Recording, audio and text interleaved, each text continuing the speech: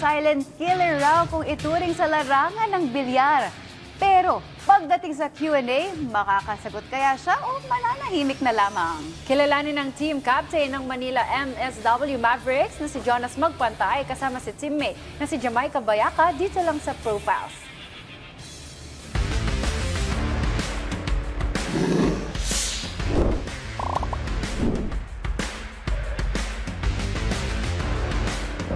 Every jersey has its own story. Kaya naman, are you ready to hear what's that, Tia? Samahan niyo akong alamin ang storya ng inyong idol outside the game. Ako si Jamaica Bayaka at ito ang Profiles.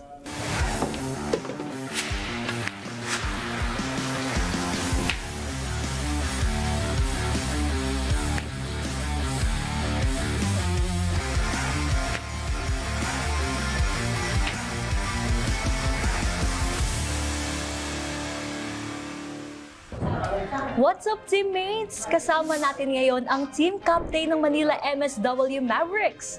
Walang iba si Jonas Silent Killer Magpantay. Hello, Jonas! Hello. First of all, binansagan ka na Silent Killer. Saan ba galing itong Silent Killer na to? Since naglaro kasi ako ng bilyar, mula pagkabata ko kasi, sinanay na ako ng father ko na kailangan tahimik ka lang kapag nasa mesa. Ayun, hanggang sa naglaro ako. Tapos may isang matchmaker na nag-set sa akin ng laro. Dati uso pa ng update sa cellphone kung sino makakalaban mo. Siya yung nagbansag sa akin ng Silent Killer dahil tuwing mapapanood niya ako, hindi ako nagkasalita. Oh, hindi ka talaga nagsasalita. Sa tingin mo, ito ba yung power mo na hindi ka magsalita sa laban? Oo, napapansin ko rin eh. Minsan kapag minsan kinakausap ko yung mga kasama ko pag naglalaro ako. Minsan nga, natalo ako kasi parang nawawala yung focus kumbaga. Kasi pagdating sa bilyar, kailangan talaga focus kailangan. Pero dito sa SBA, no, uso yung sharking. Hindi ka ba nagsha-sharking? Noong una, hindi talaga kasi mahihain din talaga ako eh. Pero nung katagalan, nung inaasar-asaran nila ako, lalo to si Spinola, at natuto na rin ako. Umingay na rin ako. Yung silent killer ko, nawala eh. Hindi na naging silent. Oo. Pero ito, Jonas, ano ba yung journey mo sa billiards? Paano ka ba nagsimula? Sa Batangas ako natuto magbilyar eh. Since taga Mindoro talaga ako. Kaya lang, sa Batangas na ako lumaki, kaya lang di rin ako lumaki gaano. Doon ako nagsimula magbilyar. Ayun, hanggang sa may kumuha sa akin na congressman sa amin, dinala ako dito. Kasi nakita yung laro ko. Pero ilang taon ka ba nung unang mong hinawakan yung stick ng billiard? Nagsimula ako 9. 9 years old. Grade 3 ako noon. Grade 3. Paano mo, nag-aaral ka habang nagbi-billiards? Ganyan? Ayun na nga eh. Doon na nahinto yung pag-aaral ko. Dahil sa pagbi-billiard? Dahil sa billiard, oo. Grade 6 nawala. Hindi naman na ako mag-aaral doon. Na talagang nasa bilyar na ako talaga nakapokus doon. Yung utak ko nasa bilyar. Nasa school ako, puro bola yung tumatakbo sa isip ko eh. Parang ito na yung naging source of income, naging libangan. Pero ito, naalala mo pa ba yung unang napasok mo yung bola? Ano yun? Epic fail ba? Or panalo agad? Wala eh. Nung una nakapasok ng bola, hindi ko na rin masyadong matandaan. Pero siyempre, sobrang saya kasi ayun, nakahulog tayo sa unang tira natin, nakahulog. Eto, ano namang feeling na kapag nasushoot mo yung 9-ball clutch, parang nanalo ka ba sa loto or parang napansin ka ni crush?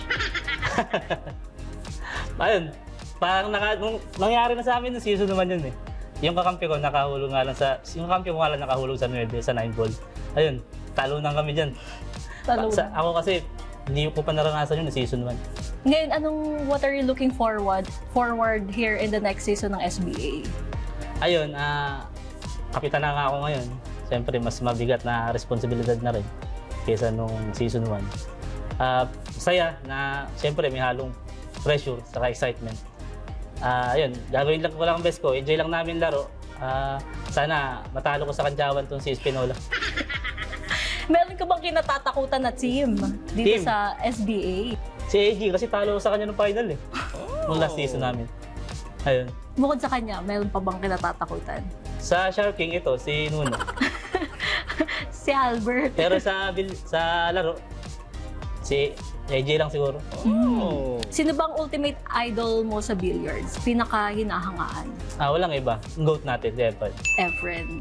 Sa tingin mo kapag nagharap kayo ni Efren, anong masasabi mo sa kanya?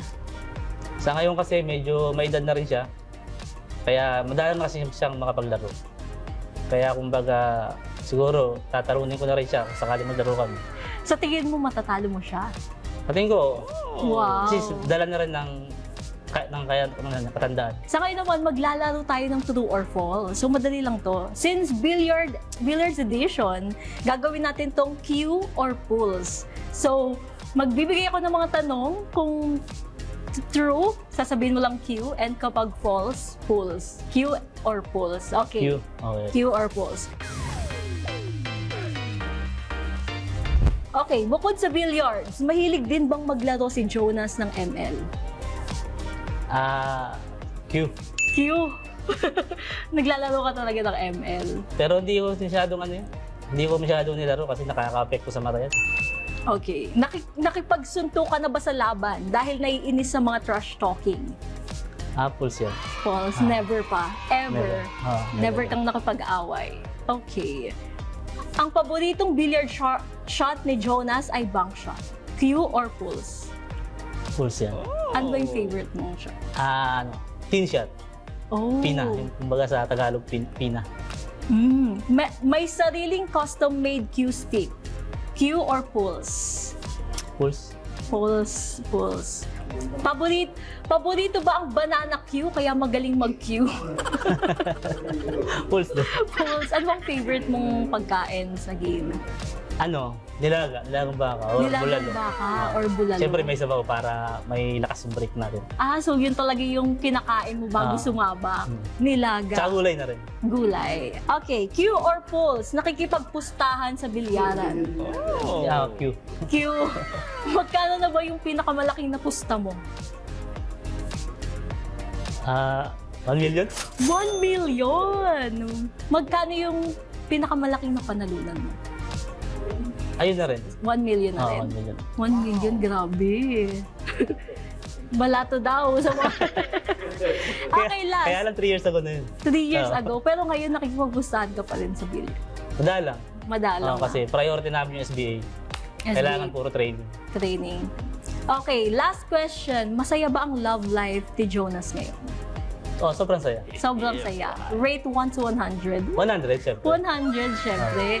Okay. Thank you, Jonas. You Thank can you. promote your social media. Saan ka ba ma-follow ng ating mga fans? Please follow my official FB account, Jonas Magpantay and Silent Killer. And follow niyo na rin ng Sharks Billiard Association. Thank you so much. Yan, Thank dito na nga nagtatapos ang ating segment for today. Magkita-kita tayo sa next episode ng Profiles. Ako po si Jamaica Bayaka.